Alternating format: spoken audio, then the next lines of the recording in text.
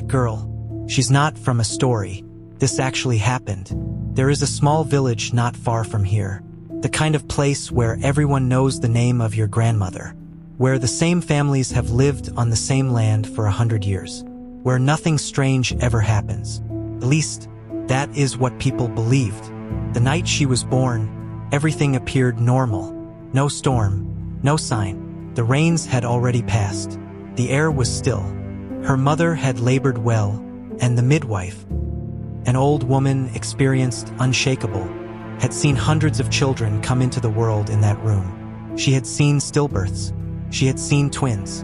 She had seen babies born in calls, born silent, born fighting. Nothing unsettled her, until that night, because when she lifted the child to clean her, she stopped, she looked again, and she called the mother closer.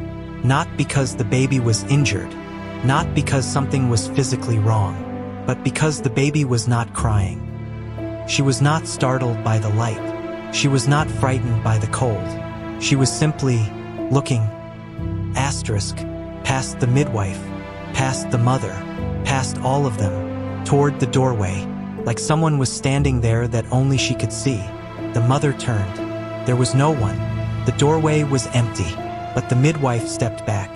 She had been doing this for 40 years. She was not a woman who frightened easily, and yet, she stepped back, set the child down, and said quietly, barely above a whisper, "Take this child inside. Now." No explanation, no reason given.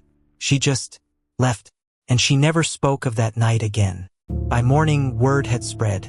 Not because anyone announced it, not because the midwife had said anything, but because something else had happened.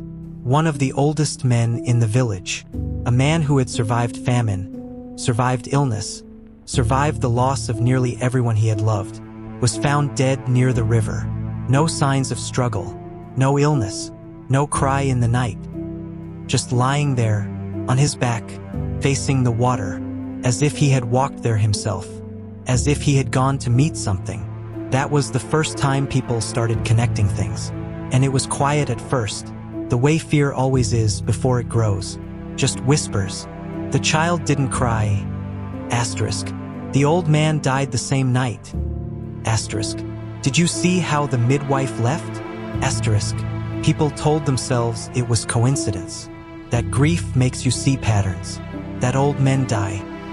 Except the elders didn't believe in coincidence. They came later that day. No greeting, no sitting. They walked into the compound, looked around slowly, and asked one question. Where is the child? The mother hesitated. She could feel the weight of something she didn't fully understand yet. But she brought the baby out. And the moment the elders saw her, their faces changed. Not fear, not horror. Something older than that. Recognition. One of them shook his head slowly and said something those who were present have never forgotten. This one is not fully here. After that, things began to happen. Small things at first. Water spilling for no reason. Clay pots cracking in the night. The well behind the compound overflowing. Even in the dry season, when every other well in the village was low. People tried to explain it away. Old pots crack. Wells can shift. But then the animals began to react. Dogs refused to enter the compound. Not all dogs. Just every single one. From every family. Every time. Goats pulled away when tied near the house. Even the chickens. They would veer around the edge of the property like there was an invisible wall. Like something had drawn a line. That is when the fear became real. The mother stopped letting people visit. She drew the child close. She prayed. She made offerings. She did everything she had been taught to do when something spiritual enters a home. And the child herself seemed fine, healthy, bright-eyed, but quiet. Always quiet. Not the quiet of a sick child. The quiet of a child who is listening to something you cannot hear. One evening, she must have been 3 or 4 years old, a woman passing along the river path saw her, standing at the edge of the compound, alone, not moving, just staring into the water. The woman stopped. She called out to her. The child didn't respond. And then the child began to speak. Not loudly, not in a way the woman could quite make out, but in the rhythm of it, the cadence. It was clear. She was answering someone. There was no one else there. The woman walked quickly away. She did not look back. That night, the mother did not sleep. Around midnight, she heard something. The sound of water. But there was no rain. She went to the window and looked. The ground outside was wet. Not everywhere. Just a narrow trail, leading from the river, up the path, straight to her door, like something had walked from the water to her house. And stopped. That was the moment she knew she could no longer pretend. There are stories across this continent, from the Yoruba of Nigeria to the Congo of Central Africa, from the Fanti of Ghana to the Zulu of the South. Stories of children born between worlds. Abiku. Asterisk, the Yoruba call them spirit children. Born into families that have grieved before. Born after babies that did not survive.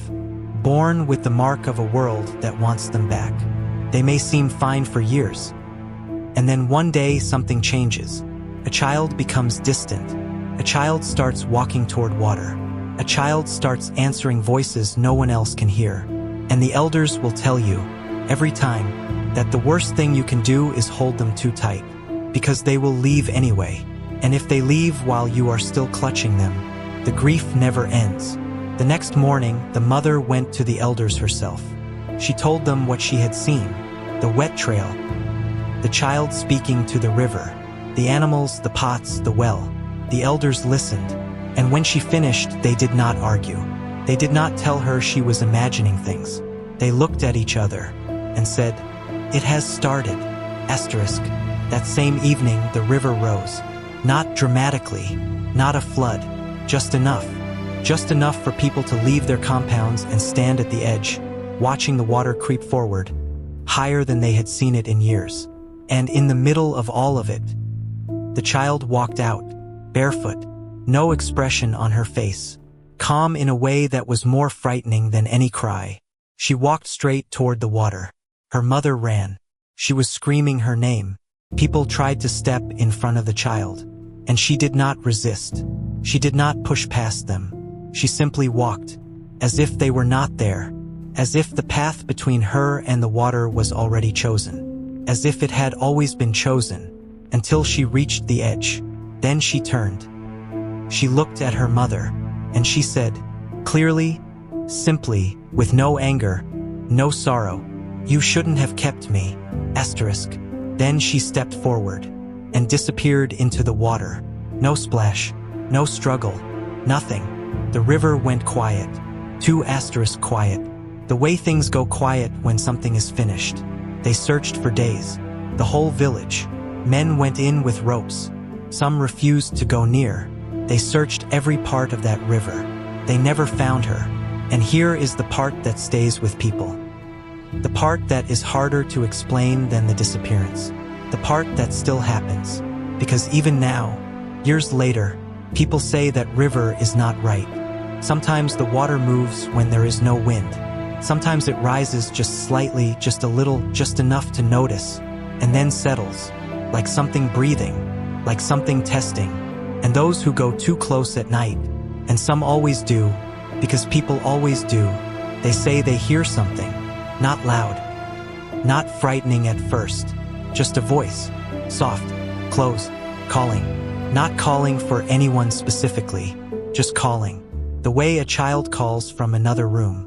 The way you hear your name in the sound of water and cannot explain why. People say she is still there, that she never left completely, that whatever world she came from did not quite take her back either. And so she remains, in between, the way she always was. Long pause, only the sound of water. Asterisk. In the old traditions, when an Abika child was born, the family would sometimes mark the body.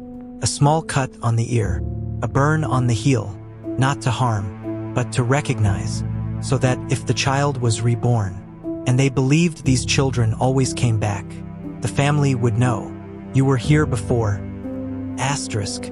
We knew you. Asterisk. We tried. Asterisk. Because grief in that tradition is not only sadness. It is also recognition. It is looking at loss and saying, I see what you are. Asterisk, I know what took you. Asterisk, and I am still here. Asterisk, the mother of that girl. She still lives in that village. She does not speak about what happened, but people say she still goes to the river sometimes, early morning, before anyone else is awake. She stands at the edge, and she does not say anything. She just stands there, waiting maybe, or just being close. The way you are close to someone you have lost. The way grief becomes a kind of presence. The way love does not stop at the water's edge. The water sound rises slightly, then fades. Asterisk.